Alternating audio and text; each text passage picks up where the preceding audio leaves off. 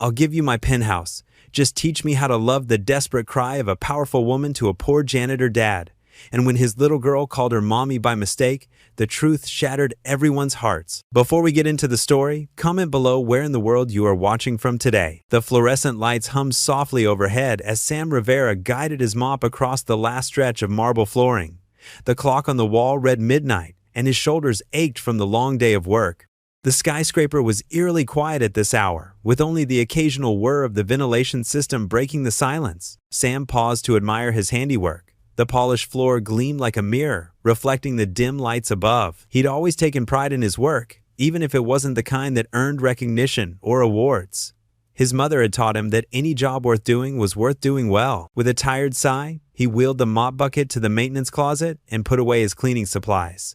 Instead of heading straight home, Sam made his way to the employee break room. It was his nightly ritual, a quiet moment to connect with his daughter, even though she was fast asleep miles away. The break room was small but clean, with a few worn chairs and a scratched table. Sam pulled out the chair that had become his favorite over the years, the one that didn't wobble. From his back pocket, he retrieved a slightly crumpled envelope and a pen he'd borrowed from the reception desk. "Dear Maria," he wrote, his handwriting careful and deliberate. He always tried to make it neat for her, even though she insisted she could read his messiest scrawl. "I hope you're having sweet dreams, mi tesoro. Mrs. Rodriguez promised to read you that story about the brave princess you love so much. I bet you made her do all the funny voices, didn't you?" Sam smiled, picturing his daughter's infectious giggle. He continued writing, his pen scratching softly against the paper. "Today at work, I saw a family of pigeons nesting on the window ledge of the 40th floor. The mama bird was feeding her babies, and it reminded me of how you used to open your mouth like a baby bird when you were tiny, waiting for airplane spoonfuls of food." He paused, tapping the pen against his chin. The memory of Maria as a toddler made his heart swell with love and ache, with longing for his late wife, Isabella. She would have loved seeing their daughter grow into such a bright, caring child. "I know sometimes you wish we had a bigger apartment, or that you could have those fancy light-up shoes like Jenny from your class. But mi amor, you need to know something. We may not have much in our pockets, but we are rich in the ways that matter most." Sam's eyes grew misty as he wrote. He thought about Maria's homemade birthday cards, proudly displayed on their refrigerator, about their Sunday morning pancake tradition, where they'd compete to make the silliest shapes, about her fierce hugs and the way she still crawled into his lap when she was scared, even though she claimed to be practically grown up at 9 years old. "You are my treasure, Maria, worth more than all the money in all the banks in New York, worth more than every shiny floor I've ever polished in this fancy building. When I'm tired from working, I think about your smile, and suddenly I have all the energy I need." He wrote about the small victories of their day, how she'd gotten an A on her spelling test, how she'd shared her lunch with a new student who forgot theirs, how she'd helped Mrs. Rodriguez water her plants without being asked. "I may just be a janitor, mija, but when I see you growing into such a kind and wonderful person, I feel like the richest man in the world. You make me proud every single day." Sam's hand moved steadily across the page, pouring out his heart in simple words.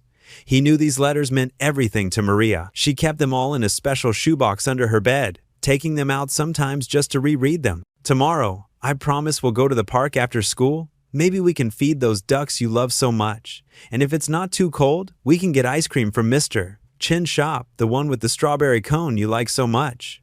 The promise of ice cream would make her eyes light up. He knew it was their special treat, reserved for good report cards and brave dentist visits, and sometimes just because they needed a little extra sweetness in their day. "Remember to say your prayers before bed, and don't give Mrs. Rodriguez too much trouble about brushing your teeth. She's doing us a big favor by staying late with you." Sam glanced at the clock.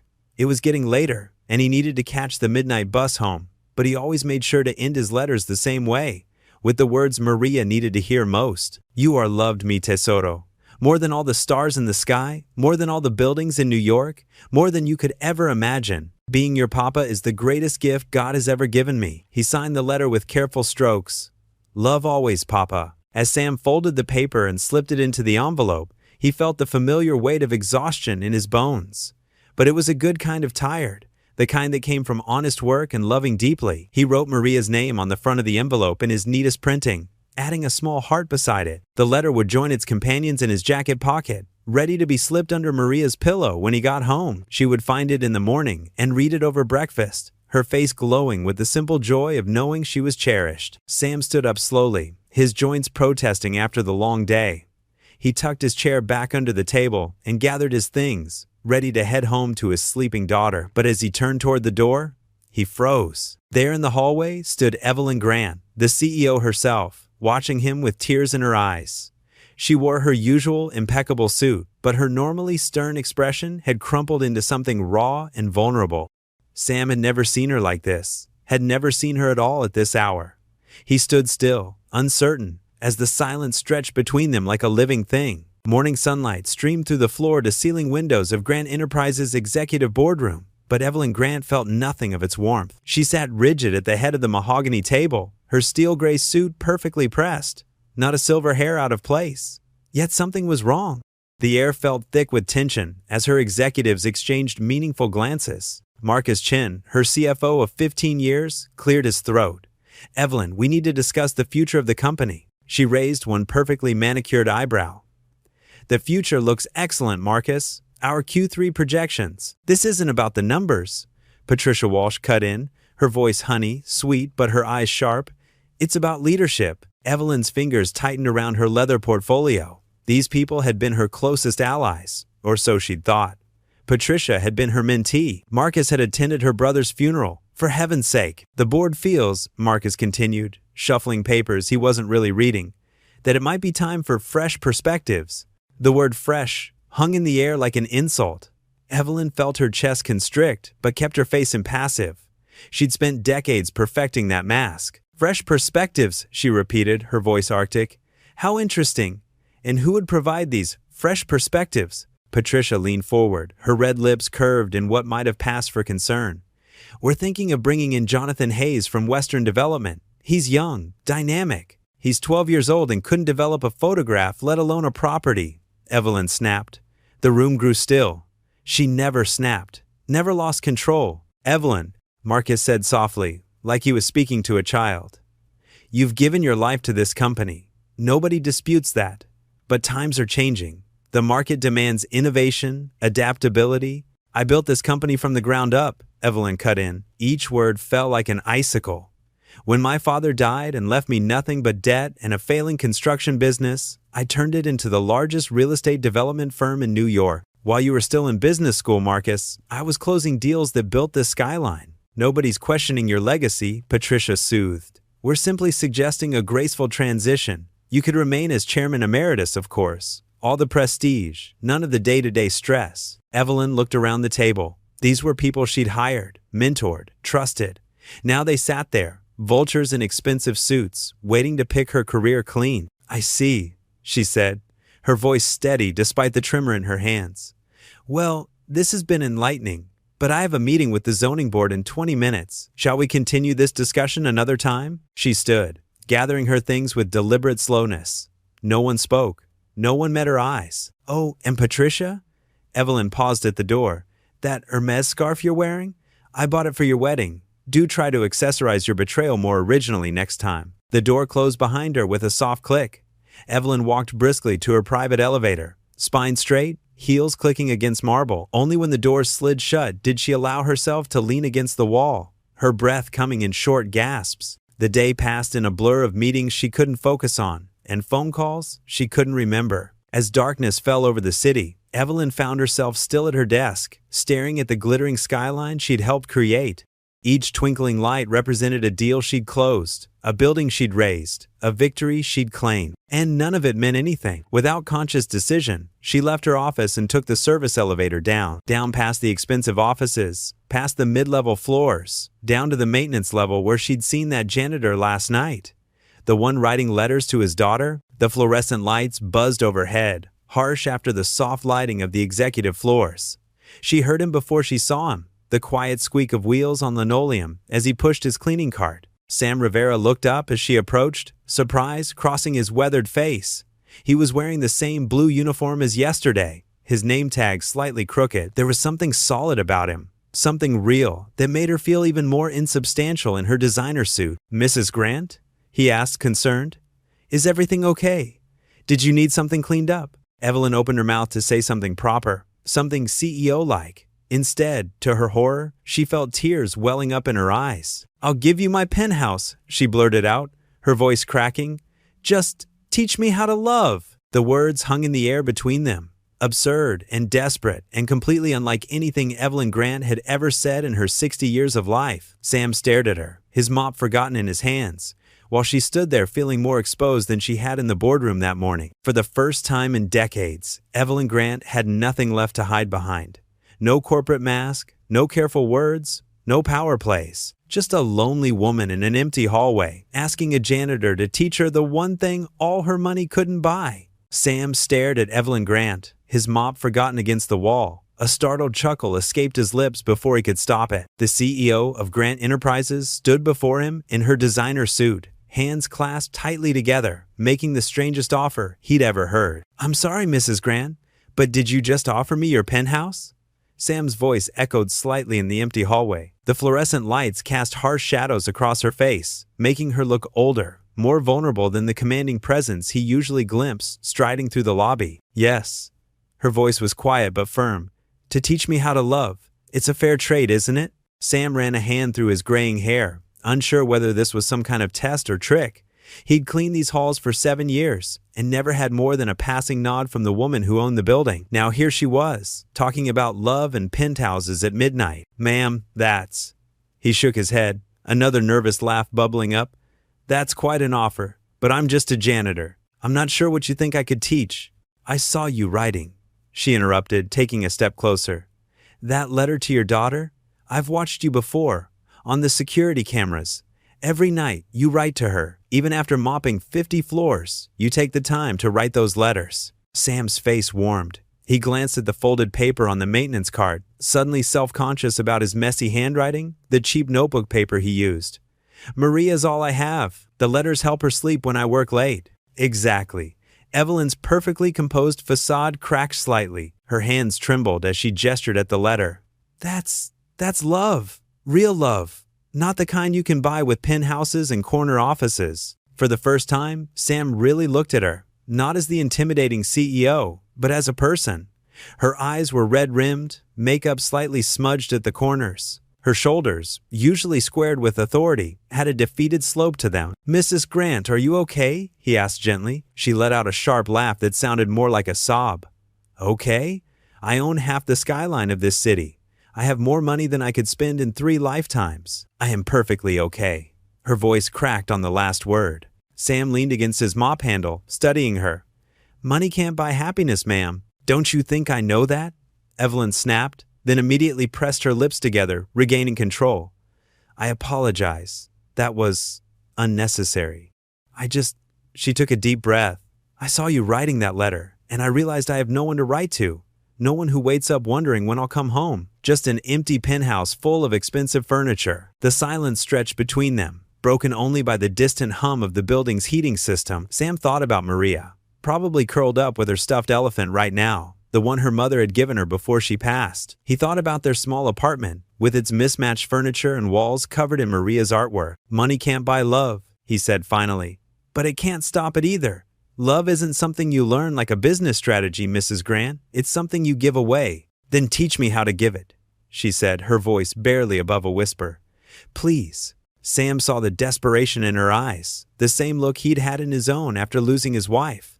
That terrible fear of facing life alone. He remembered something Maria had said during their bedtime prayers just last week, her small hands clasped together, eyes squeezed shut with childhood intensity. "You know," he said slowly, "my daughter prayed for you the other night." Evelyn blinked in surprise.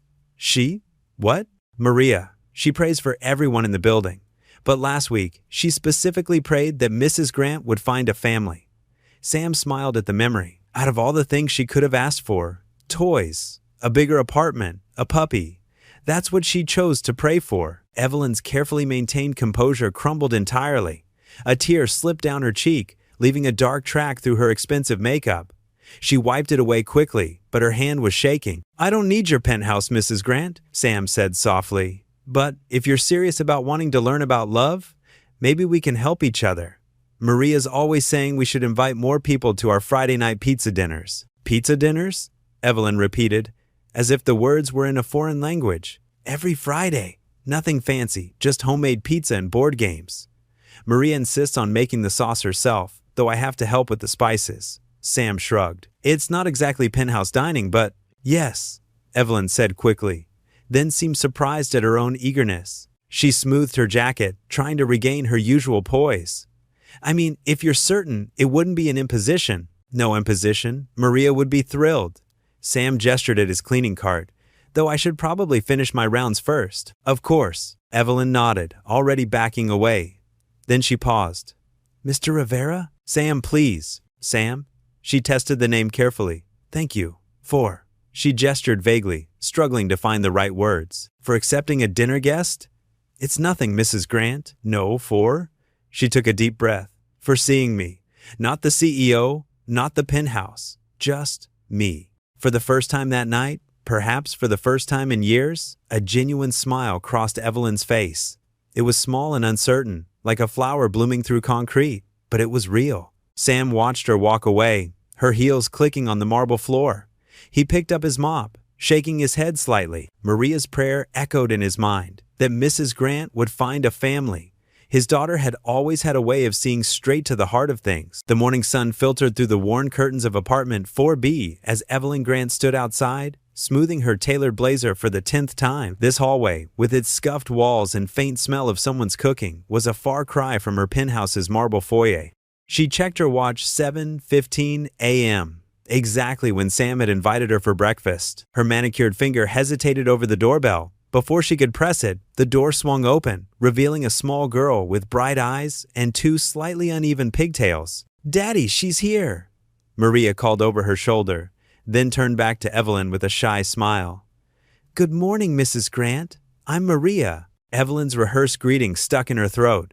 The child's warm welcome caught her off guard, so different from the careful politeness she usually encountered. "Come in, Mrs. Grant," Sam's voice carried from somewhere inside. "Sorry about the mess, we're still getting organized this morning." Evelyn stepped into the apartment, her heels clicking against the linoleum floor. The space was small but tidy, with worn but clean furniture. Crayon drawings decorated the refrigerator, and a small table near the window was set for 3. "Here, let me take your coat," Maria offered, standing on tiptoes. "Oh, I thank you." Evelyn slipped off her designer jacket, watching as Maria carefully hung it on a hook beside what looked like her school backpack. Sam appeared from the kitchen, wearing jeans and a faded blue t-shirt, a spatula in his hand. "Hope you like eggs and toast. It's nothing fancy, but it's our morning routine." "That sounds..." Evelyn paused, searching for the right word. "Perfect. I helped crack the eggs," Maria announced proudly, pulling out a chair. "You can sit here, Mrs. Grant. It's the special guest chair." Evelyn sat down, noting the slight wobble in the table leg. The plate before her had a small chip on the edge, and the fork didn't match the knife. Yet somehow, it all felt more welcoming than her immaculate dining room ever had. Sam brought over a plate of scrambled eggs, steam rising in lazy spirals. "Maria, could you grab the toast, sweetheart?" "On it!" The little girl hurried to the kitchen, returning carefully with a plate of slightly browned toast. "I'm afraid we're out of butter," Sam said, setting down a jar of strawberry jam. "But Maria made this jam with her aunt last summer." "I picked the strawberries myself," Maria added, sliding into her chair. "Would you like some?" Evelyn watched as Maria demonstrated, spreading jam on her toast with careful concentration. The morning light caught the child's dark hair, making it shine like polished wood. "Thank you," Evelyn said softly, accepting the jam jar. Her hands, usually so steady signing million-dollar contracts, trembled slightly as she spread the homemade jam on her toast. Sam filled their glasses with orange juice, not freshly squeezed like her usual breakfast, but somehow more appealing. "We always say grace before eating," he explained. "Would you like to join us?" Evelyn nodded, uncertain but willing. Maria reached for her hand on one side, while Sam took the other. The touch was unexpected, warm, genuine, without agenda. "Dear God," Maria began, her voice clear and confident. "Thank you for this breakfast, and for bringing Mrs. Grant to eat with us. Please bless the food, and help us have a good day. And thank you for Daddy's letters that make me feel special even when he's working. Amen." "Amen," Sam echoed, squeezing Evelyn's hand gently before letting go. They ate together, the quiet punctuated by Maria's stories about school and her upcoming science project. Sam listened attentively, asking questions between bites. Evelyn found herself drawn into their conversation, answering Maria's curious questions about what it was like to work in a tall building. "Do you ever get to see the clouds up close?" Maria asked, Her fork paused midway to her mouth. Sometimes, Evelyn replied, surprised by the question. When it's foggy, the clouds wrap around the building like a blanket. Wow, Maria breathed, eyes wide. That must be like living in heaven. Sam chuckled, reaching over to wipe a spot of jam from his daughter's chin. Finish up, sweetheart. We don't want to be late for school. Evelyn watched their easy interaction, the natural flow of love between father and daughter. In all her years of power, lunches, and business dinners, she'd never experienced anything quite like this simple breakfast. The clock on the wall chimed 7:45, and Maria jumped up. I need to get my backpack. She dashed off to her room, her footsteps pattering against the floor. In the momentary quiet, Evelyn turned to Sam. Her voice was barely above a whisper, thick with emotion she couldn't quite name. I've never seen a family meal like this. The afternoon sun warmed the sidewalk as Sam, Maria, and Evelyn made their way to Jefferson Park. Maria skipped ahead, her backpack bouncing with each step, while Evelyn walked stiffly in her designer heels. You might want to lose those for where we're going, Sam said, nodding at her feet. The playground's got wood chips. Evelyn glanced down at her shoes, then at Maria's worn sneakers. I didn't exactly pack for a park expedition. Sam's eyes crinkled with amusement. There's a bench. You can take them off there. The park spread before them, a patch of green amid the city's concrete. Children's laughter mixed with the rustle of leaves and the distant rumble of traffic. Maria immediately ran to the swings, her pigtails flying. Push me, Daddy, she called out. Be right there, sweetie. Sam turned to Evelyn, who had perched herself carefully on the bench. You coming? Evelyn shook her head. I'll watch from here. Suit yourself. Sam jogged over to Maria, leaving Evelyn to observe their easy interaction. She watched as Sam pushed Maria higher and higher, her squeals of delight carrying across the playground.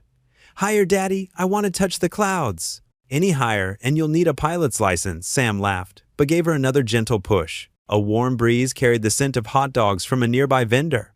Maria noticed too, her head turning toward the smell. Sam caught her look and called out, Hey, Mrs. Grant, want to join us for a hot dog? Evelyn hesitated. She couldn't remember the last time she'd eaten street food. I usually don't. Come on! Maria hopped off the swing and ran over, grabbing Evelyn's hand. They're the best hot dogs ever, please! Those eager brown eyes melted something in Evelyn's chest. Well, I suppose.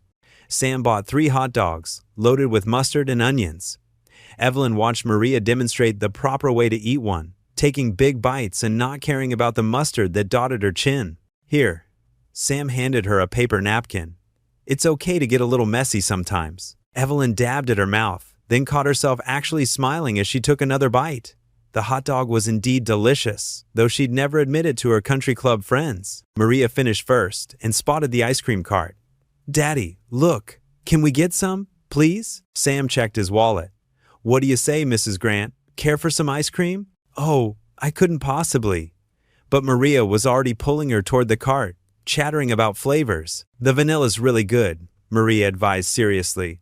And if you get sprinkles, they give you extra. They ended up sitting on a park bench, all 3 of them with ice cream cones. Evelyn couldn't remember the last time she'd eaten ice cream from a cone instead of a crystal bowl. Maria's face was sticky with chocolate, and even Sam had a bit of vanilla on his nose. A flock of pigeons waddled nearby, and Maria broke off pieces of her cone to toss to them.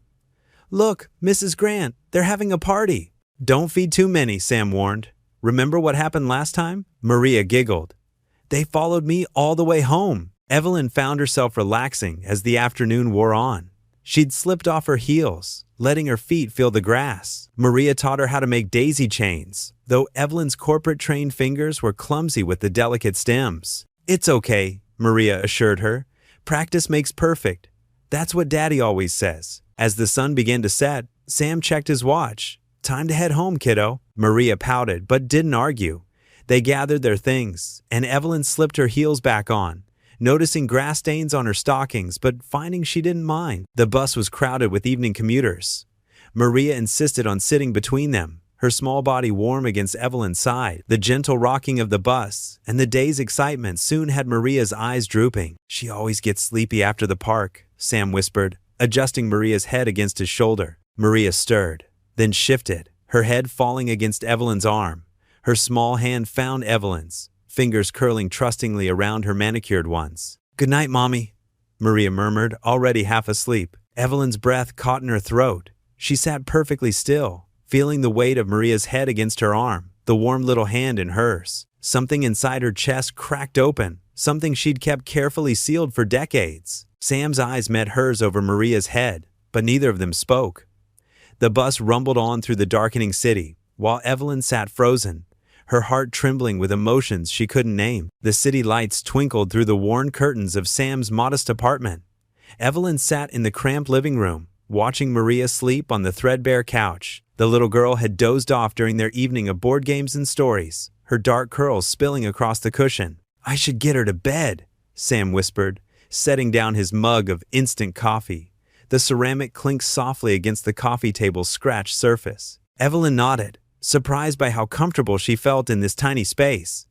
Her penthouse, with its vast emptiness and stark white walls, seemed cold compared to the warmth here. Children's drawings decorated the walls, and a shelf held Maria's collection of seashells and pine cones. Sam gently scooped Maria into his arms. She stirred slightly, her small hands clutching her father's worn work shirt. Evelyn followed them down the narrow hallway to Maria's bedroom, decorated with glow-in-the-dark stars on the ceiling. As Sam laid Maria on her bed, her eyes fluttered open dreamily. She looked at Evelyn standing in the doorway, her expression soft and confused in the dim light filtering through her butterfly nightlight. "Mommy says you're my daddy," Maria murmured, her voice thick with sleep. Her hand reached out, catching Evelyn's fingers. The words hung in the air like suspended crystals. Evelyn's breath caught in her throat, and she felt Sam go completely still beside her. The room seemed to shrink, pressing in around them. "What did you say, sweetie?" Sam's voice was barely audible, trembling slightly. But Maria had already drifted back to sleep, her small chest rising and falling peacefully. Her grip on Evelyn's hand loosened, but Evelyn couldn't move. The child's innocent words had cracked something open inside her, something raw and aching she'd buried long ago. Sam straightened up slowly, his face unreadable in the shadows.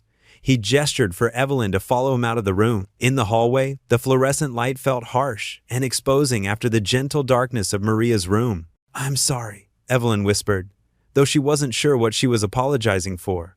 She was just dreaming. Sam ran a hand through his hair, his wedding ring catching the light. "It's not your fault, He paused, swallowing hard. "She sometimes talks about her mother in her dreams, but this is the first time she's connected me to her?" Evelyn finished softly. Sam nodded, leaning against the wall. "I thought I was doing okay, being both parents. But maybe she needs more than I can give her." "Sam, you're an incredible father," Evelyn said firmly, surprising herself with the conviction in her voice. "I've seen how you are with her. The letters, the little traditions, the way you make her feel safe and loved. Then why does my heart feel like it's being squeezed when she looks at you like that?" Sam's words were raw, honest. Evelyn's phone buzzed in her pocket, but she ignored it. This moment felt too important for interruptions. "Because you love her enough to worry about everything," she said. "Because good parents never stop wondering if they're doing enough." Sam's eyes met hers, and something shifted in the space between them. Understanding, perhaps. Or recognition of shared vulnerability. Another buzz from her phone, then another. Annoyed, Evelyn finally pulled it out and felt her blood turn to ice.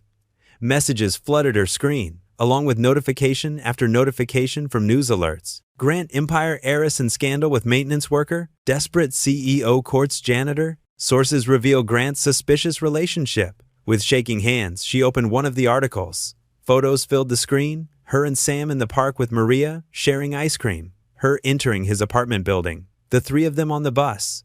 Each innocent moment twisted into something tawdry by suggestive captions and anonymous source quotes. "Sam," she breathed, turning the phone to show him. "I'm so sorry. The board, they must have had me followed." Sam's face hardened as he read, his jaw tightening. The article painted him as a calculating manipulator, using his daughter to prey on a wealthy woman's vulnerability. The words gold digger and con man jumped out from the text. "They're calling Maria a prop," he said, his voice dangerously quiet. "They're using my daughter to sell their lies." Evelyn's hands trembled as she scrolled through more messages. Her assistant, her lawyer, her PR team, all demanding immediate responses. The story was spreading like wildfire through social media. "I'll fix this," she said, already dialing her lawyer's number. "I'll make them retract everything. Stop," Sam said firmly. He gently took the phone from her hands and set it on the hallway table. "Right now, I need to check on my daughter. The rest can wait until morning." They both looked toward Maria's room, where she slept peacefully, unaware of the storm brewing around her small family. Her dream-whispered words still echoed in the air between them, now tainted by the ugly headlines trying to twist their meaning. Evelyn felt tears burning behind her eyes.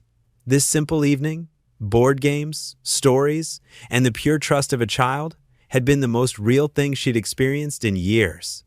And now her world was threatening to corrupt it, to drag Sam and Maria's gentle existence into its harsh spotlight. "I should go," she whispered, reaching for her coat, "before reporters show up here." Sam nodded slowly, but his eyes were kind. "We'll figure this out," he said.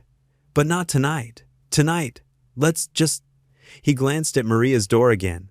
"Let's just let her dream a little longer." Evelyn slipped out into the night, her heels clicking softly on the worn hallway floor. Behind her, she could hear Sam's quiet movements as he checked on Maria one more time. As she waited for the elevator, her phone buzzed again, but this time, she left it in her pocket.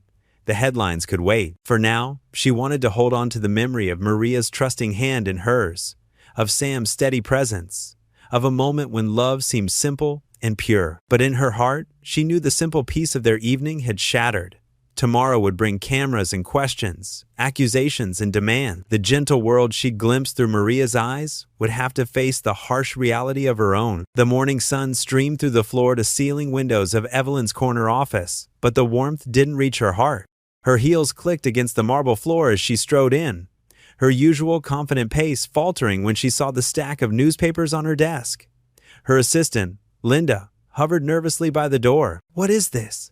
Evelyn's voice cracked as she picked up the top tabloid. Her hands trembled as she stared at the front page. There, in full color, was a photo of her sitting on a park bench with Sam and Maria. Another showed her entering Sam's apartment building. The headline screamed accusations. "Grand Empire Heiress caught with janitor," and "Gold digger targets lonely CO." Linda cleared her throat. "Miss Grant, social media it's not good. People are saying terrible things about Mr. Rivera." Evelyn's fingers flew across her tablet screen as she pulled up the comments. Each word felt like a knife to her chest. Can't believe she fell for such an obvious con. Poor woman probably doesn't even realize she's being played. Single dad with a cute kid? Classic gold digger setup. Her stomach churned. She thought of Sam's gentle smile, the way he taught Maria to tie her shoes, his careful attention to every detail in his work. The man she knew couldn't be further from these cruel accusations. "The board is requesting an emergency meeting," Linda said softly. "They're concerned about the company's image." Evelyn sank into her leather chair, her usual poise deserting her. The morning light caught the silver frame on her desk, a photo Maria had given her just yesterday, a crayon drawing of 3 stick figures holding hands. "Who leaked these photos?" Evelyn demanded, her voice tight with anger. Linda shifted uncomfortably. "Security footage suggests someone from the executive floor accessed the building's cameras late last night." The betrayal hit Evelyn like a physical blow. She'd known her board wanted her out, but this level of personal attack left her breathless. They weren't just trying to remove her from power. They were trying to destroy the one real connection she'd made in years. Her phone buzzed with incoming messages from board members, each one expressing their concern about her situation. She ignored them all, her thoughts racing to Sam and Maria. Across town, in his small apartment, Sam sat at his kitchen table, the same newspaper spread before him. His coffee had gone cold, untouched. Maria's cheerful humming drifted from her bedroom as she got ready for school, blissfully unaware of the storm brewing around them. Sam's weathered hands clenched into fists as he read the articles. They'd twisted everything, his job, his relationship with Evelyn, even Maria's innocent presence, into something ugly and calculated. The words opportunist and social climber jumped off the page, making his stomach turn. But what hurt most were the photos of Maria. They'd blurred her face, but anyone who knew them would recognize her. His little girl, who just wanted to play in the park and draw pictures, was now part of a tabloid circus. Mrs. Chin from next door knocked softly on his door. "Sam, have you seen the papers?" He nodded, unable to find words. "The other parents are already talking," she said gently. "At the school gates this morning." Sam closed his eyes, his chest tight. Maria had finally found stability after losing her mother. She'd made friends, was doing well in school, and had even started smiling again. Now this threatened to upend everything. "Papa?"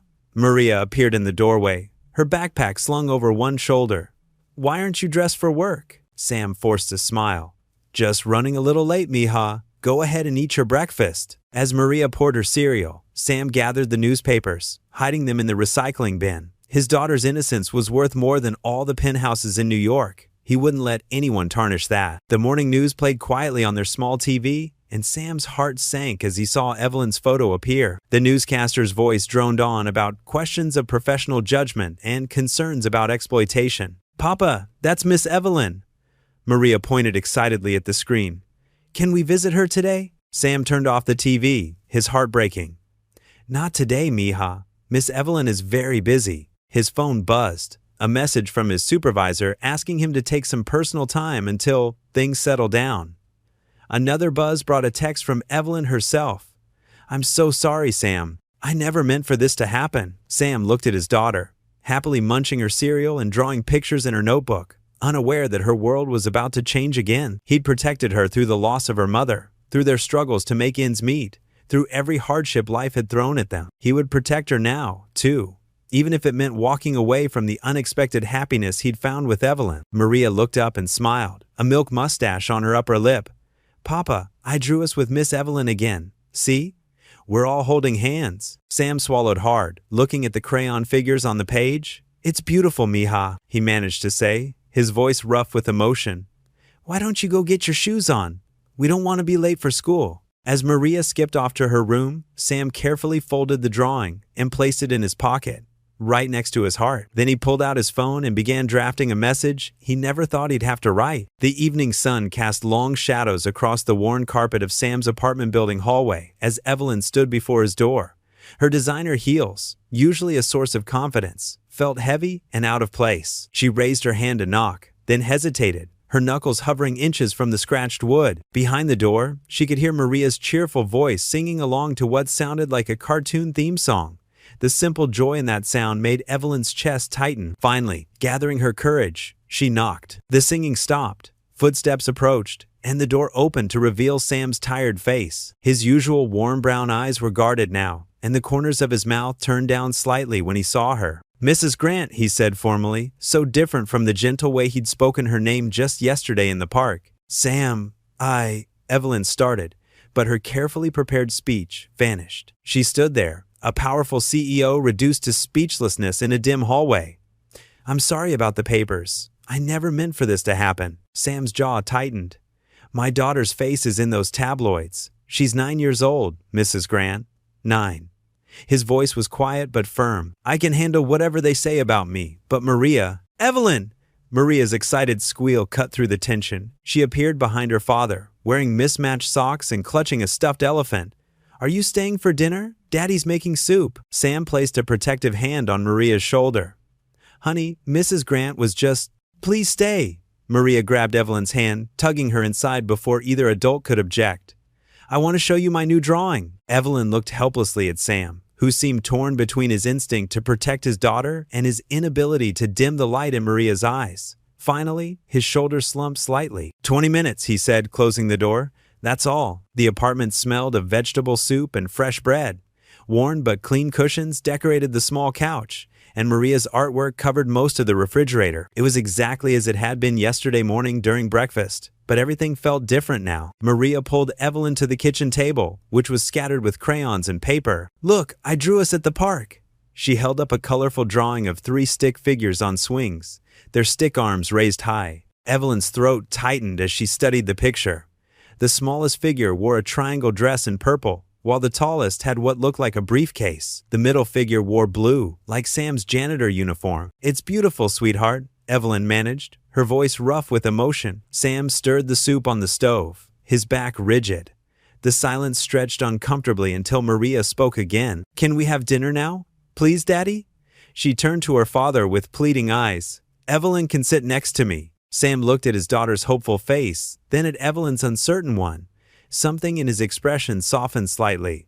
"Go wash your hands first, mija." As Maria skipped to the bathroom, Sam ladled soup into 3 bowls. His movements were mechanical, practiced from years of single parenthood. "You don't have to stay," he said quietly. "I want to," Evelyn replied, surprising herself with the truth of it. "Sam, I never intended for any of this to happen. The board members who leaked those photos, they're trying to force me out. They're using you and Maria to do it." Sam placed the bowls on the table with more force than necessary. And that makes it okay? You're worried about your board while my daughter's privacy is splashed across newspapers? No, that's not what I— All clean, Maria announced, returning to the kitchen. She climbed into her chair and patted the seat next to her. Sit here, Evelyn. Evelyn sat, watching as Maria dunked her bread in the soup with childish enthusiasm. Sam joined them, his movements stiff, but his eyes soft when they landed on his daughter. The soup was simple carrots, celery, and noodles in a clear broth, but as Evelyn took her first spoonful, something unexpected happened. The warmth spread through her chest, carrying with it a feeling she couldn't quite name. She glanced around the small kitchen, at the mismatched chairs and the crayon drawings, at Maria's bright smile and Sam's watchful presence. Here, in this modest apartment with its shabby furniture and loving atmosphere, she felt something she never experienced in her luxurious penthouse. Safety, not the kind that came from security systems and doormen, but something deeper, something real. Maria chatted happily about her day at school, seemingly oblivious to the tension between the adults. She told Evelyn about the class hamster and a funny story from recess, her soup growing cold as she talked with her hands. Eat your dinner, mija, Sam reminded her gently, and Maria obediently took another spoonful. Evelyn watched their easy interaction, the way Sam anticipated Maria's needs without her having to ask a napkin when soup dribbled down her chin, a gentle reminder to slow down when she talked too fast. It was so different from her own childhood of formal dining rooms and strict table manners. The soup in her bowl slowly disappeared, and with each spoonful, Evelyn felt the weight of her corporate armor falling away. Her shoulders relaxed, her spine softened from its rigid posture. Even the constant buzz of her phone and her designer bag seemed distant and unimportant. Maria finished her soup and held up her empty bowl proudly. Can I show Evelyn my room now? Sam glanced at the clock, then at Evelyn. The hostility in his eyes had faded somewhat, replaced by something that looked almost like understanding. 10 minutes, he said. Then it's bedtime. As Maria led Evelyn down the short hallway, chattering about her stuffed animal collection, Evelyn realized something that stopped her in her tracks. She'd spent millions designing her penthouse, choosing perfect furniture and artwork, but she'd never felt as comfortable there as she did sitting at this scratched kitchen table, eating soup from a chipped bowl. The thought should have frightened her, this awareness that all her careful crafting of the perfect life had somehow missed the mark entirely. Instead, it settled in her chest like the warm soup, spreading a peculiar kind of peace through her limbs. Come on, Maria tugged at her hand. Wait till you see my elephant family. Evelyn followed, leaving behind the weight of board meetings and corporate wars, if only for a few precious minutes. In this modest apartment, with its crayon drawings and smell of homemade soup, she'd found something her penthouse had never given her, a place where her heart could rest. The late afternoon sun was beginning to set when Sam led Evelyn and Maria up the maintenance stairwell. His calloused hand held Maria's small one, while Evelyn followed behind them, her heels clicking against the metal steps. Where exactly are we going? Evelyn asked, trying to maintain her usual composure despite her growing curiosity. The stairwell was decidedly less polished than her usual haunts, with its industrial lighting and concrete walls. It's a surprise. Maria bounced on her toes, practically dragging her father up the stairs. Daddy and I worked on it all afternoon. Sam glanced back at Evelyn with a gentle smile. Just trust us for a few more minutes. When they reached the top landing, Sam pulled out a janitor's keyring and unlocked the heavy metal door. Close your eyes, he instructed Evelyn. She hesitated for a moment, then complied.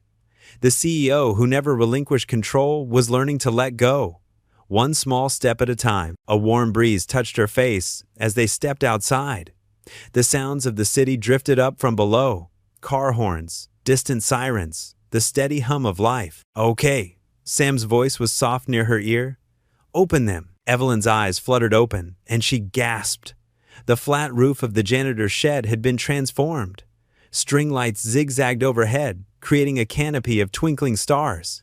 A checkered blanket was spread out like a picnic area, with cushions arranged around it. Simple sandwiches, fruit, and cookies were laid out on paper plates. A small radio played soft music in the corner. Oh, Evelyn whispered, her usual sharp tongue failing her. Do you like it? Maria asked eagerly, watching Evelyn's face. We wanted to make it special, like those fancy restaurants you go to, but better because it's just us. Evelyn's throat tightened as she took in the scene. In all her years of attending elaborate galas and business dinners, she'd never seen anything quite so beautiful. It's perfect, she managed to say. Sam gestured to the blanket. Have a seat. The view up here is something else." He wasn't wrong. The city spread out before them like a jeweled tapestry. The setting sun painted the buildings in shades of gold and pink, while early stars began to peek through the darkening sky above. Maria plopped down and started arranging the plates. "Daddy made his special sandwiches, the ones with 3 kinds of cheese and the secret sauce." Evelyn carefully settled onto a cushion, smoothing her skirt. Sam sat across from her, his eyes crinkling at the corners, as he watched her take in their simple feast. "I know it's not what you're used to," he began, but Evelyn cut him off with a shake of her head. "It's more than I'm used to," she said softly. "Much more." They ate together, sharing the sandwiches and fresh strawberries. Maria regaled them with stories from school, her hands gesturing animatedly as she described her art project and how Tommy Jenkins had accidentally glued himself to his desk. The city lights began to twinkle on as darkness fell, matching the string lights above them. A gentle breeze carried the scent of spring, and somewhere nearby, a wind chime tinkled. "Look!" Maria pointed up suddenly. "A shooting star!" They all tilted their heads back, watching the streak of light arc across the sky. In the comfortable silence that followed, Evelyn felt something shift inside her chest, a warmth she couldn't quite name. "Make a wish," Sam said, his voice gentle. Evelyn closed her eyes, but for the first time in years, she couldn't think of anything to wish for. This moment, just as it was, felt complete. "This is better than a palace," Maria declared, lying back on the blanket to stare at the stars. "Way better." Sam chuckled. "And how would you know? Have you been to many palaces?" "I don't need to," Maria said with the absolute certainty of a 9-year-old. "Palaces don't have daddy's sandwiches or shooting stars or," she yawned widely, "or us all together." A few minutes later, Maria had dozed off, curled up on the cushions like a small cat. Sam draped his jacket over her, then moved to sit beside Evelyn. They sat in comfortable silence, shoulders nearly touching, watching the city lights shimmer below. The radio played softly in the background, a melody that seemed to match the gentle rhythm of the evening. "Thank you," Evelyn said finally, her voice barely above a whisper. "For this, for everything." Sam turned to look at her, his eyes reflecting the string lights above. "You don't need to thank me." "I do," she insisted. "I've spent my whole life in boardrooms and penthouses, thinking that's where I'd find something, worth, purpose. But sitting here, on a janitor's shed roof, eating sandwiches with you and Maria," she paused, struggling to find the words. "I've never felt richer." Sam's hand found hers in the darkness, his fingers warm and steady against her palm. Evelyn felt her heart skip, then settle into a new rhythm. "You know," Sam said quietly, "Maria's not the only one who's been watching you change these past weeks. The woman who stormed into my life demanding lessons in love, she's different now." Evelyn laughed softly. "Is she?" "She smiles more. She listens.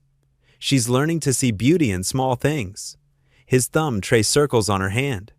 "She's teaching me a few things too." Their eyes met in the starlight, and something electric passed between them. Sam leaned in slowly, giving her time to pull away if she wanted to. But Evelyn didn't want to pull away. Not anymore. The kiss was gentle, tentative, like a question being asked. When they parted, Evelyn felt tears pricking at her eyes. "I'm learning what love feels like," she whispered, the words both frightening and freeing as they left her lips. Sam squeezed her hand in response, and they sat together under the stars, watching over Maria's peaceful sleep, while the city hummed below and the string lights twinkled above like their own private constellation. The morning sun filtered through the windows of Sam's small kitchen, warming the worn linoleum floor. Evelyn sat at the familiar table, her designer suit looking out of place against the cheerful yellow walls. Maria had just left for school, leaving behind the sweet scent of strawberry jam and the echo of her laughter. Sam poured them both coffee in mismatched mugs, his chip blue one and a novelty mug with dancing cats that Maria had picked out for Evelyn at a dollar store. The gesture was simple, but it made Evelyn's throat tighten. "You've been quiet this morning," Sam observed, sliding into the chair across from her. His eyes were kind, patient, the same steady gaze that had first drawn her to him that night in the hallway. Evelyn traced the rim of her mug with one perfectly manicured finger. "I've been thinking about my brother, Thomas." The name felt rusty in her mouth, unused for so many years. Sam leaned forward slightly, his attention complete but undemanding. It was one of the things she'd grown to appreciate about him, how he could listen without making her feel pressed or judged. "We haven't spoken in 15 years, she continued, her voice softer than usual. "Not since our parents died and the company passed to me." The coffee in her mug rippled as her hands trembled slightly. I was always the one they groomed to take over, the focused one, the driven one. Thomas was different. Sam reached across the table and covered her hand with his. The warmth of his touch steadied her. He wanted to be an artist, Evelyn said, a sad smile playing at her lips. Can you imagine? The son of Grant Development and Real Estate, wanting to paint landscapes in Vermont? She shook her head. Our father was furious. Said Thomas was throwing away his future, disgracing the family name. And what did you think? Sam asked quietly. Evelyn's eyes grew distant. I sided with our father. Told Thomas he was being selfish. That family duty came first. She swallowed hard. I was so convinced I knew what was best, so certain that success meant corner offices and profit margins. Sam squeezed her hand gently, encouraging her to continue. When our parents died in the accident, everything happened so fast. The company was struggling. Investors were nervous. I threw myself into saving it, into proving I could make it bigger than ever. Her voice cracked slightly.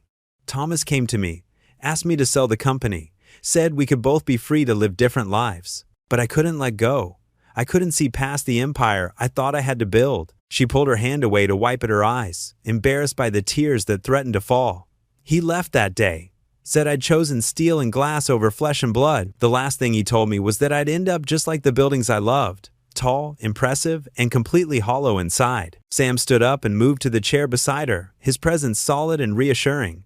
He wasn't entirely wrong, was he? Evelyn shook her head. No, I built the tallest towers in the city, but I couldn't even remember what it felt like to have someone to share them with. Every success just made the emptiness echo louder. Until you found your way to the maintenance floor, Sam added softly. Until I found you and Maria, Evelyn corrected him, managing a watery smile. Do you know what amazes me most about your daughter? How freely she loves. No conditions, no expectations. Just pure, open-hearted love. She dabbed at her eyes with a paper napkin. I'd forgotten that was even possible. Sam's arm slid around her shoulders, and Evelyn leaned into his embrace, allowing herself to be held. The morning sun continued its path across the kitchen floor, warming them both. I keep thinking about Thomas, she murmured, wondering if he ever found his happiness in Vermont.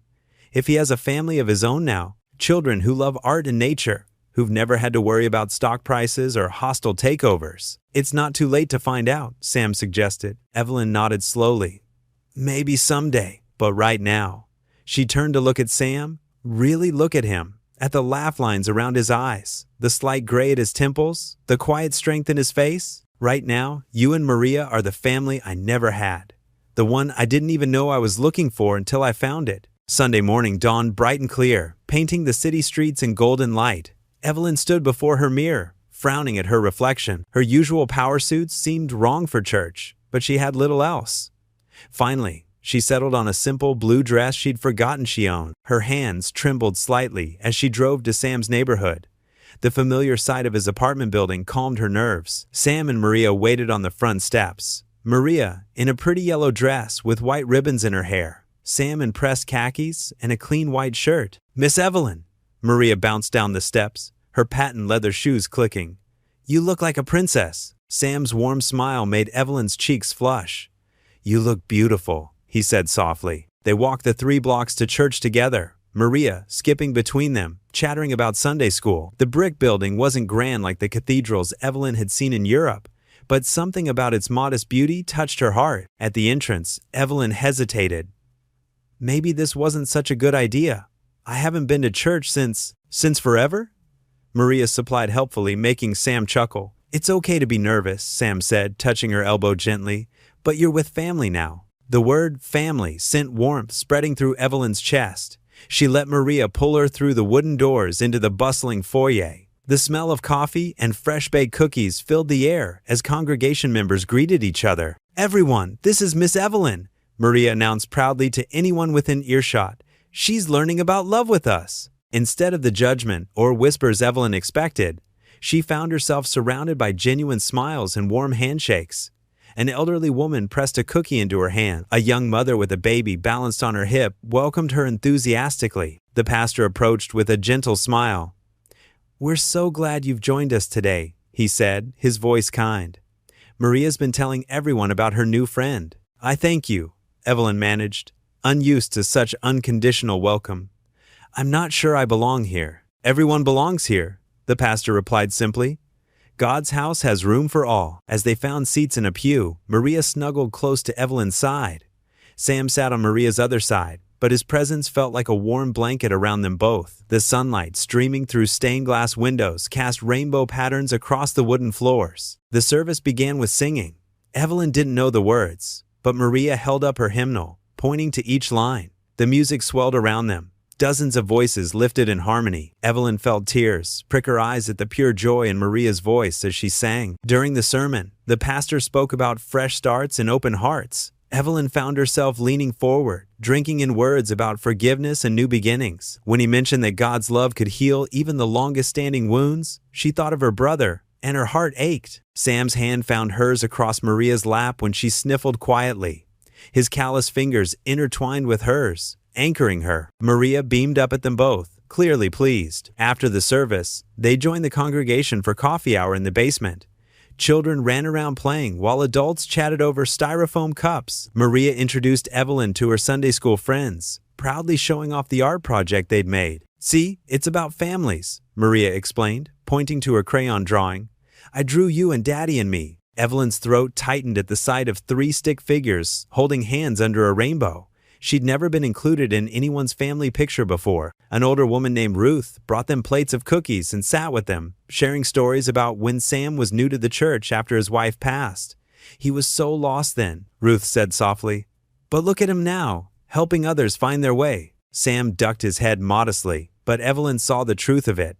He'd taken his own pain and turned it into a gift for others. For her, as they prepared to leave, several people hugged Evelyn goodbye, inviting her to join their weekly women's group or the community outreach program. The pastor shook her hand warmly, telling her she was always welcome. Outside, the spring air felt fresh and new. Maria skipped ahead, singing one of the hymns from service. Evelyn walked close to Sam, their shoulders occasionally brushing. Thank you, she whispered, for sharing this with me. Thank you for coming, Sam replied. It means a lot to Maria. And to me. They watched Maria twirl in a patch of sunlight, her dress floating around her like yellow flower petals. The simple joy of the moment wrapped around them like a warm embrace. Sam cleared his throat softly. You know, seeing you open your heart like this, you make me believe in second chances. Evelyn felt tears spill down her cheeks, but for once, she didn't try to hide them. Her smile was radiant as the morning sun above them. The morning sun streamed through the floor-to-ceiling windows of Evelyn's office, but today it felt cold and harsh. Her fingers tapped nervously on her desk as she reviewed the agenda for the emergency board meeting. Something felt wrong. The air itself seemed charged with tension. When she entered the boardroom, the silence hit her first. Gone were the usual morning pleasantries, replaced by averted gazes and tight lips. Thomas Chin, her CFO of 15 years, wouldn't meet her eyes. Let's begin. Bernard Matthews, the head of the board, announced without preamble. His voice carried none of its usual warmth. Evelyn took her seat, straightening her spine. She'd weathered countless storms in this room, but as Bernard began speaking, her confidence crumbled. In light of recent events and concerning behavior, Bernard's words cut like ice. The board has convened to address leadership concerns at Grant Development. Evelyn's throat tightened. What concerns? Your judgment has become questionable. Thomas spoke up, still not looking at her. The publicity surrounding your personal affairs has affected investor confidence. Personal affairs? Evelyn's voice rose. You mean my friendship with a single father and his daughter? Bernard slid a tablet across the table. On it were dozens of headlines. CEO's secret love affair with janitor. Grant Empire crumbling. Inside the CEO's scandal. Fortune 500 leader's mental state questioned. These stories are lies, Evelyn protested, her hands shaking. Sam Rivera's a good man. His daughter? We've already taken the vote. Bernard cut her off. The decision is final. Effective immediately. You are relieved of your position as CEO of Grant Development. The room spun. 30 years of her life, gone in a single sentence. You can't do this, she whispered. The paperwork has been filed. Thomas added quietly. Security will escort you to clear out your office. Evelyn stood, her chair scraping against the floor. I built this company. I gave you all your careers. Thomas, I paid for your children's college education. I'm sorry, Evelyn, Thomas mumbled. 2 security guards appeared at the door, men who had greeted her cheerfully every morning for years. Now they looked at her like a stranger. Evelyn walked out with her head high, but her legs felt like water. In her office, she mechanically packed her personal items into a box. Family photos, awards, the small ceramic angel Maria had given her last week. Her hands lingered on the frame, holding her first building permit from 1990. The elevator ride down was surreal. Employees she'd known for decades stared and whispered. Her heels clicked across the lobby for the last time, past the spot where she'd first met Sam mopping the floors. The drive home was a blur. She barely registered entering her penthouse, dropping her box of belongings by the door. The setting sun cast long shadows across her expensive furniture, her art collection, her empty room. Her phone buzzed. Sam's name lit up the screen, and for a moment, hope flickered in her chest. But his message made her blood run cold. "We need to talk. Coming over now." 20 minutes later, her doorbell rang. Sam stood there, looking worn and sad. He held a newspaper in his hand. "Have you seen what they're writing about you?" he asked softly. Evelyn nodded, unable to speak. "They're calling me a con man," Sam continued, his voice tight, "saying I seduced you for money.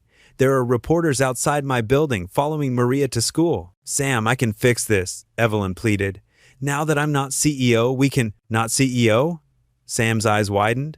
"They fired you?" "The board voted me out this morning," Evelyn's voice cracked. "But it doesn't matter. We can start fresh, away from all this." Sam's face crumpled with pain. "Evelyn, they took pictures of Maria at her school playground. They're asking her classmates about us. She came home crying today because kids were teasing her." "We can move," Evelyn suggested desperately. "I have properties in other cities. We could—" "Stop," Sam's voice was gentle but firm. "This isn't about moving. This is about protecting my daughter." "I love Maria," Evelyn whispered.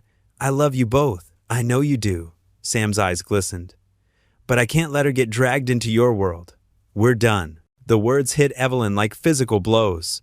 Her legs gave out, and she slid down the wall to the floor. "Please," she begged, reaching for him. "Please don't leave me alone again." But Sam stepped back, his face etched with sorrow.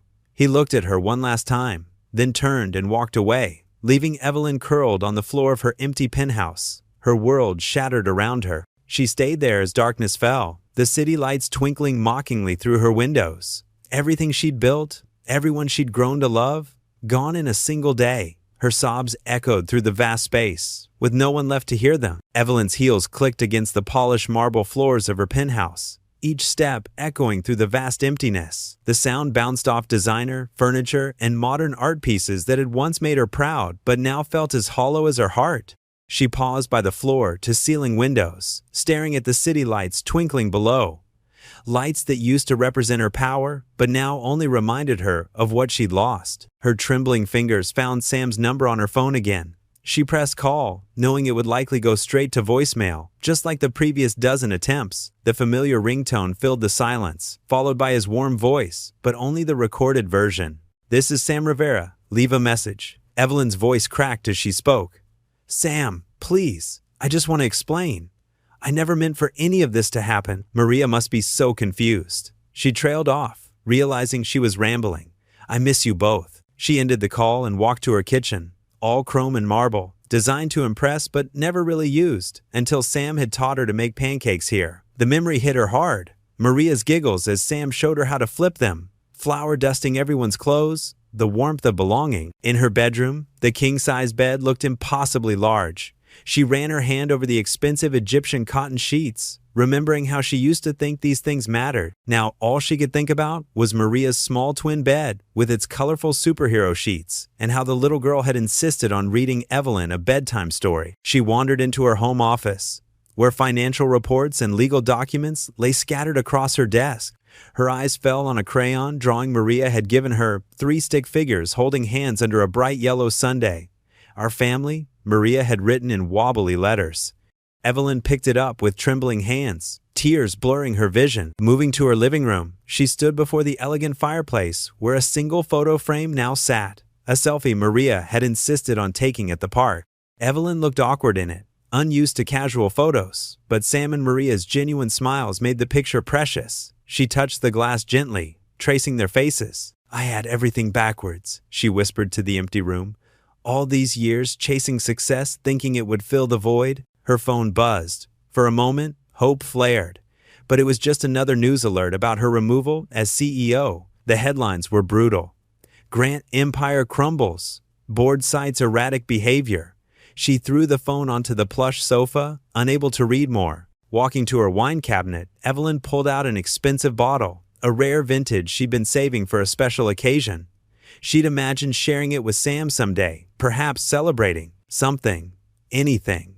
Now it felt meaningless. She set it back unopened. The silence pressed in around her. It had never bothered her before. She'd worn it like armor, proof that she needed no one. But Sam and Maria had filled her world with sounds she never knew she was missing. Kitchen clatter, childhood laughter, quiet conversations, even the simple sound of other people breathing. She tried Sam's number one more time. This time, it went straight to voicemail. He turned off his phone. Evelyn walked to her balcony, the cool night air hitting her face. From up here, she could see the maintenance entrance where Sam parked his old truck. The spot was empty now, like everything else in her life. She remembered their rooftop dinner on the janitor's shed, how the stars had seemed brighter there than from her luxury balcony, how Sam's kiss had felt like coming home. Back inside, she moved from room to room, touching things that had once seemed important. Awards, art pieces, designer furniture. Each item represented a victory in her climb to the top, but none of them could warm her now. None of them could hug her like Maria. None of them could look at her the way Sam did, like she was more than her bank account and business empire. She found herself in front of her hall mirror, really seeing herself for the first time in days. Her tailored suit was perfect as always, but her eyes were red-rimmed and lost. She barely recognized the woman staring back at her. "You fool," she whispered to her reflection. "You finally found what matters and you lost it." The weight of her loneliness crashed over her. She stumbled to the center of her grand foyer, where the marble floors gleamed under crystal chandeliers. Everything around her screamed success, power, wealth, and none of it meant anything anymore. With shaking fingers, she pulled out her keys. The penthouse key glinted in the chandelier light, a symbol of everything she'd worked for, everything she'd thought she wanted. She looked around one last time at the perfect, empty space she'd called home. Evelyn threw her key onto the marble floor. The clatter echoed through the penthouse like a gunshot. She sank to her knees, her perfectly pressed suit crumpling, and buried her face in her hands. "What good is all this without love?" she sobbed, her words dissolving into the vast emptiness around her. The late afternoon sun filtered through the stained glass windows of St. Michael's Church, casting colorful shadows across the worn wooden pews. The sanctuary was nearly empty, save for a few elderly parishioners scattered throughout the rows, heads bowed in quiet contemplation. Evelyn slipped into the back row, her designer clothes replaced by a simple sweater and jeans. She hadn't planned to come here. Her feet had simply carried her, seeking solace in the familiar space where she'd once felt part of something bigger than herself. Maria knelt at the altar rail, her small hands clasped tightly together. Her pink backpack sat beside her, covered in cartoon unicorns and glitter, a stark contrast to the solemnity of her posture. Even from the back of the church, Evelyn could see the slight tremor in the little girl's shoulders. "Dear God," Maria's voice carried in the quiet church, clear and earnest. "Please help Miss Evelyn find her way back to us. Daddy doesn't smile anymore, and I miss her stories." Evelyn's breath caught in her throat. She gripped the wooden pew in front of her, steadying herself. "I know she has a big, fancy house," Maria continued, "but I think she's lonely there. Maybe you could show her that our little apartment has more love? That's what Daddy always says, love makes a home, not fancy stuff." Tears rolled down Evelyn's cheeks, but she didn't move to wipe them away. The honest simplicity of Maria's prayer pierced straight through the wall she'd rebuilt around her heart. "And God?" Maria's voice wobbled slightly. "Could you tell her that I still draw her in all my family pictures? Even if Daddy says we can't see her anymore, she's still family in my heart." The church pastor, who had been arranging hymnals nearby, paused in his work. His kind eyes met Evelyn's across the sanctuary, and he gave her a gentle nod of encouragement. "Miss Evelyn taught me that sometimes brave people have to do scary things," Maria continued, unaware of her audience. "Like when she came to church with us that first time, even though she was nervous. So maybe you could help her be brave again?" Evelyn's hands trembled as she remembered that Sunday, how Maria had proudly introduced her to everyone, how Sam had squeezed her hand during the hymns, how the congregation had welcomed her without judgment or expectations. "And please help Daddy understand that grown-ups sometimes need second chances too."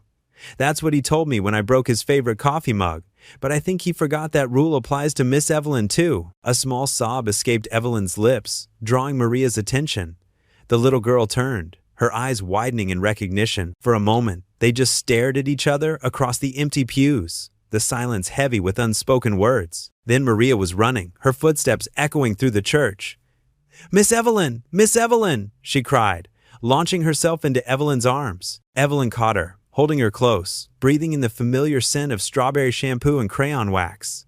"Oh, sweetheart," she whispered, her voice thick with emotion. "I've missed you so much." "You heard my prayer?" Maria asked, pulling back to look at Evelyn's face. Her small hands reached up to wipe away Evelyn's tears, just as Evelyn had done for her many times before. "I did," Evelyn nodded, managing a watery smile. "And I want you to know that I draw you in all my pictures too." Movement at the church entrance caught their attention. Sam stood in the doorway, frozen in place, his work uniform still on from his shift. His expression was a complex mixture of relief, concern, and something softer that made Evelyn's heart ache. Maria noticed her father too, but she only held Evelyn tighter. "Please don't go away again," she whispered fiercely. Sam took a step forward, then stopped, his hands clenching and unclenching at his sides. He looked torn between the instinct to protect his daughter and the undeniable reality of how tightly she clung to Evelyn. The late afternoon sun continued to paint the church in jewel tones, while three hearts beat in an uncertain rhythm, waiting to see what would happen next. The glass and steel law office towered over Madison Avenue, its reflective windows gleaming in the morning Sunday. Evelyn sat in the conference room, her fingers tracing the edge of the thick manila folder before her. The spacious room felt hollow now, like everything else in her old life. "Mrs. Grant, are you absolutely certain about this?" Martin Wheeler, her longtime attorney, peered at her over his wire-rimmed glasses. "The Penthouse alone is worth—" "I know exactly what it's worth, Martin." Evelyn's voice was soft but firm. She'd spent the night going through old photos, remembering the emptiness of those perfectly decorated rooms. "And I know what I want to do with it." Martin shuffled through the paperwork, his forehead creased with concern. "Selling everything and putting it into affordable housing? It's quite a departure from your usual investments." "That's exactly the point." Evelyn stood and walked to the window, watching the city bustle below. All those years building towers for the wealthy, while families like Sam struggled to find decent homes. The thought made her chest ache. "I've drawn up the preliminary papers," Martin continued. "But the board of directors for your foundation will need to—" "Dissolve the foundation," Evelyn cut in, turning back to face him. "Create a new nonprofit organization. Something more personal." Martin's eyebrows shot up. "That's highly unusual. The tax implications alone." "I don't care about the tax implications." Evelyn returned to her seat, pulling out a worn photograph from her purse. It showed a young woman with warm brown eyes and a gentle smile, holding a baby Maria, Sam's late wife, Carmen.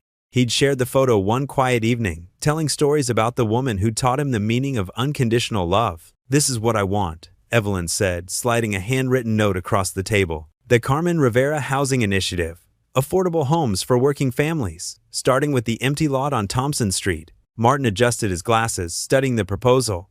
"You've really thought this through, but why name it after?" "Because she understood something I'm only learning now." Evelyn's voice caught slightly.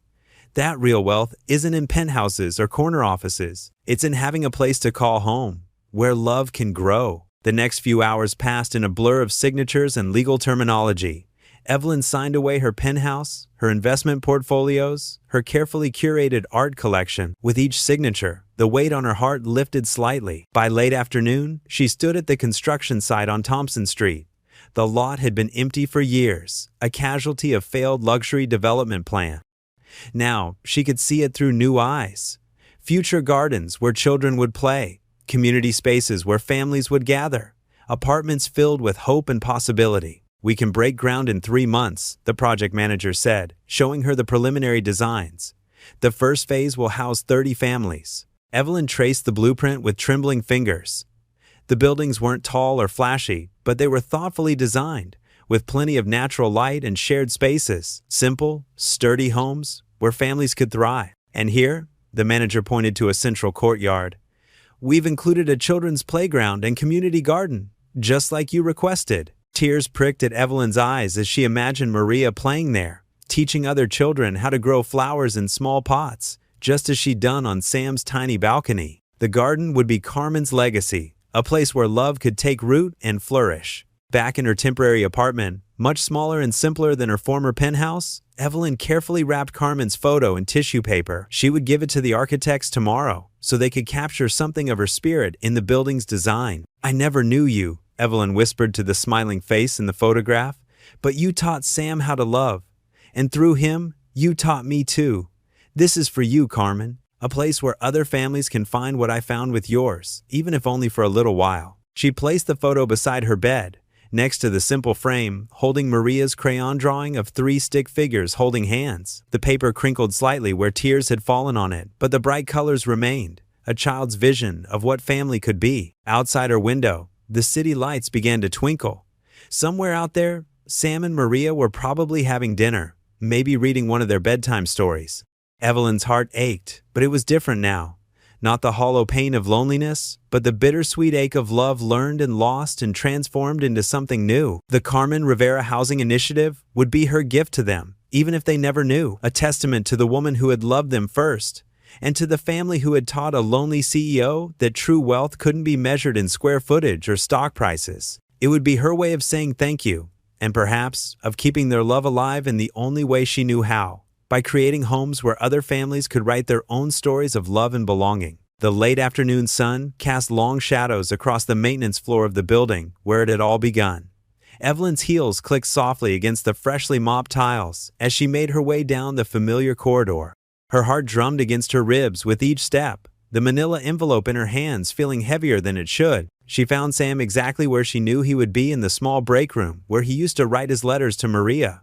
He looked up as she entered, his expression guarded but not unkind. The room smelled of coffee and pine cleaner, bringing back memories of that first desperate night. "Evelyn," he said quietly, setting down his thermos. "I didn't expect—" "I know," she interrupted gently, "and I'm not here to complicate things. I need you to see this." She placed the envelope on the scratched formica table between them. Sam hesitated, his weathered hands remaining still. Evelyn noticed the dark circles under his eyes, matching her own sleepless nights. "Please," she whispered. Sam reached for the envelope with careful movements, as if it might burn him. He pulled out the glossy presentation folder, and Evelyn watched as his eyes fell on the project, rendering on the first page a beautiful but modest apartment complex with green spaces and a playground. "What is this?" he asked, his voice rough. "I sold the penthouse," Evelyn said simply, "and most of my other properties. This is what the money is going toward." Sam flipped through the pages slowly, taking in the details of the affordable housing project. His hands began to tremble slightly as he reached the dedication page. There, in elegant script, were the words that had taken Evelyn weeks to find the courage to write: "The Isabella Rivera Housing Project, where every family finds home." Sam's breath caught audibly.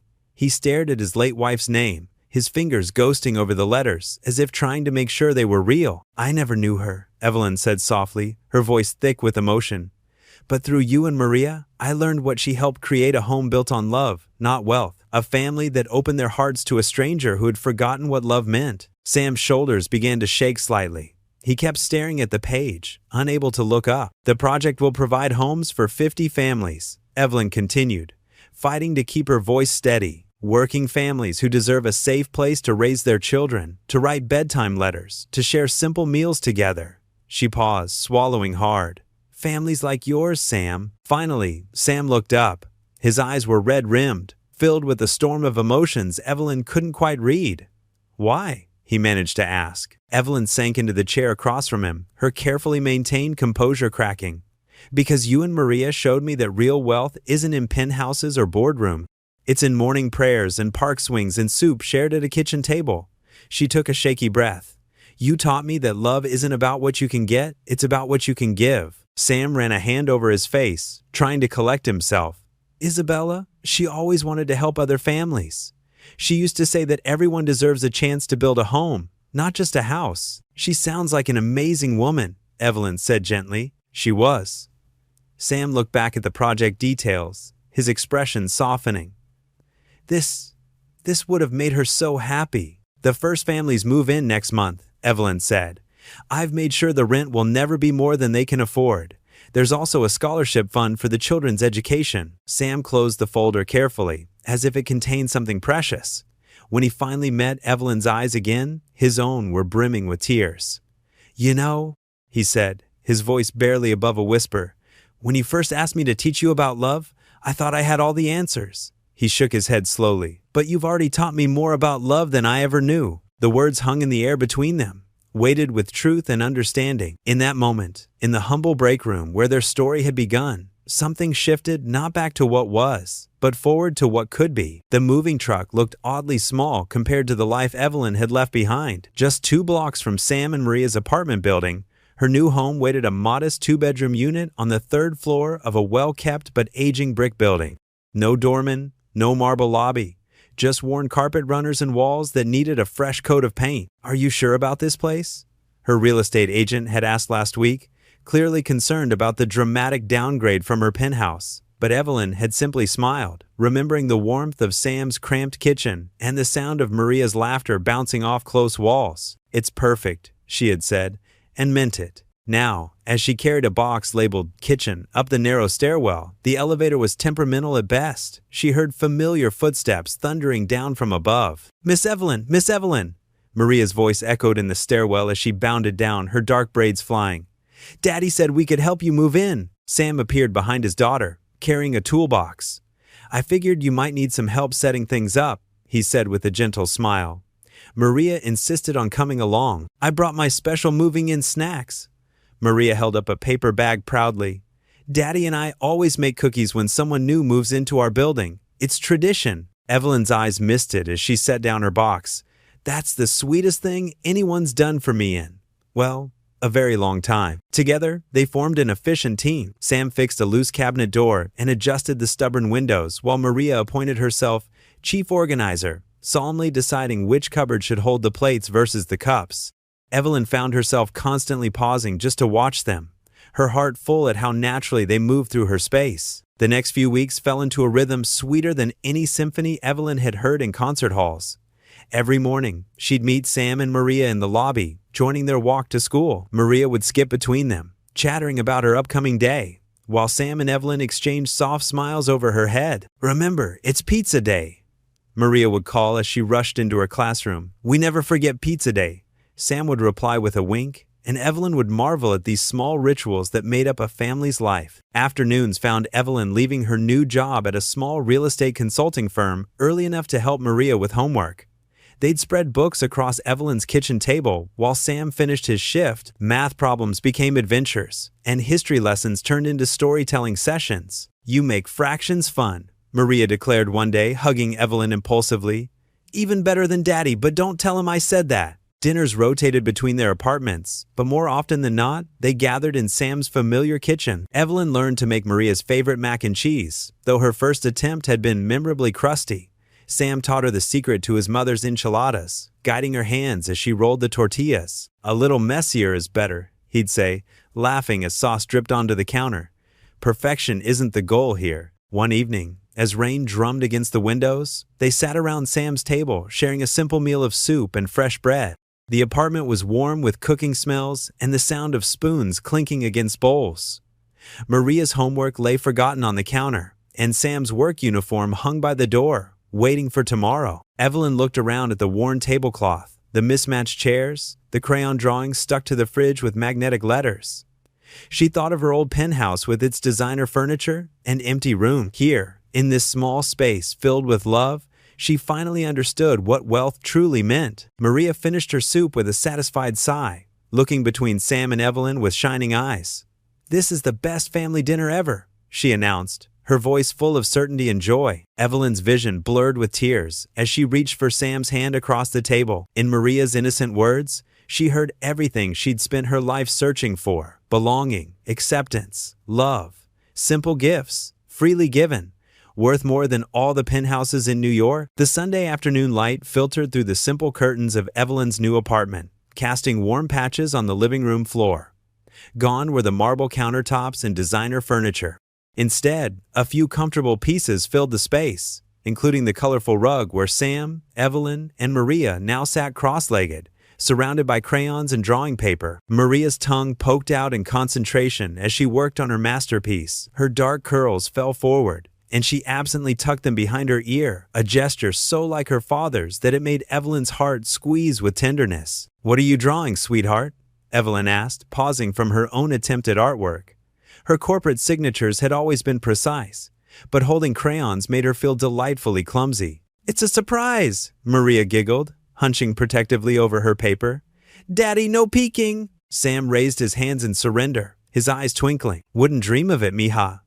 He was working on what appeared to be a detailed sketch of a flower, his large hands somehow managing the delicate strokes with surprising grace. Evelyn watched them both, still amazed at how naturally they had welcomed her into their Sunday traditions. The apartment might be smaller than her former closet, but it felt more like home than anywhere she'd lived in decades. "There," Maria announced triumphantly, holding up her drawing. "It's us!" 3 stick figures stood hand in hand under a small house. The tallest wore what looked like a janitor's uniform. The middle figure had carefully drawn high heels, and the smallest sported a big smile and pigtails. Above them all, in Maria's careful third-grade handwriting, was the word family. Evelyn's breath caught in her throat. Sam set down his crayon, his eyes soft as he looked at the picture. "See?" Maria pointed with pride. "That's Daddy, and that's you. Miss Evelyn, I gave you fancy shoes like you wear to church, and that's me. And that's our house. Well, kind of all our houses together because we're family now, right?" "Oh, Maria," Evelyn whispered, opening her arms. The little girl scrambled into her lap, drawing and all. "It's beautiful." Sam scooted closer, his shoulder touching Evelyn's. "You captured us perfectly, Mija. Can we put it on the fridge?" Maria asked, bouncing slightly. "Miss Evelyn's fridge needs more pictures. It's too empty." "Of course we can," Evelyn said, her voice thick with emotion. "It's the most beautiful artwork I've ever seen." Maria beamed and jumped up, racing to the kitchen with her drawing. The sound of alphabet magnets clinking against the refrigerator door floated back to them. "She has your artistic talent," Evelyn told Sam softly, leaning against him. He chuckled, wrapping an arm around her shoulders. "Nah, she gets that from her mama. Carmen could draw anything." His voice held the gentle warmth it always did when speaking of his late wife. "She would have loved you, you know. She always said everyone needs family." Evelyn thought of her old penthouse, with its pristine walls and empty rooms. "I spent so many years thinking I needed to build something huge to matter," she murmured, "a legacy of steel and glass. And now?" Sam's question was gentle. Maria came skipping back, flopping down beside them with a fresh piece of paper.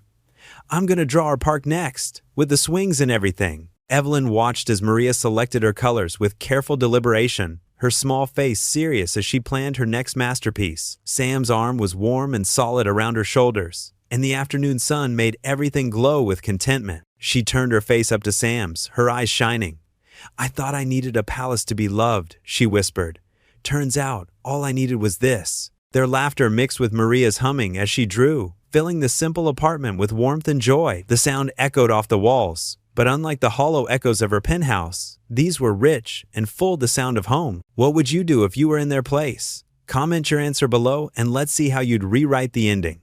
If you enjoyed the story of Sam Rivera, I handpicked the next story that you will enjoy. Please don't miss this one. Click here to watch it.